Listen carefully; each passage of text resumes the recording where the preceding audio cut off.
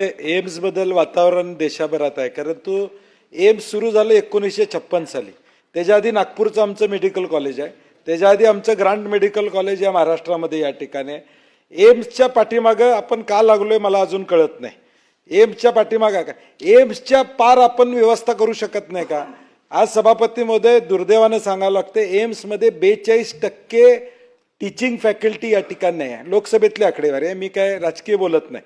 लोकसभेच्या प्रश्नात उत्तर आहे की 39 ते 42% स्टाफ तिथं भरले गेलेले नाही सगळ्या एम्समध्ये. एम्सचा अनुभव ठीक आहे, एक नाव म्हणून आपल्याला एम्सची गरज आहे, परंतु माझी वैद्यकीय मंत्र्यांना विनंती आहे की तुमचीच लेवल एवढी आणा की तुमच्या गव्हर्नमेंट कॉलेजसारखं कॉलेज इतर देशात झालं पाहिजे. कारण की आपल्याला इतिहास आहे, ग्रांट कॉलेजला तर 100 वर्षाच्या वर आपल्याला झाले. नागपूर 1947चं आपलं नागपूरचं मेडिकल कॉलेज आहे. मग आम्ही एम्स काय करते, असं काय करते एम्स वेगळं जे आम्ही करू शकत नाही?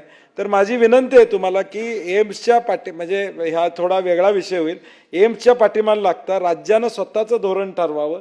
एम्सच्या धर्तीवर आपले अपग्रेडेशन करता येतील, आपले कॉलेजेस गव्हर्नमेंटचे चांगले कसे करता येतील याच्याकडे आपण लक्ष द्यावं अशी माझी सूचना आहे.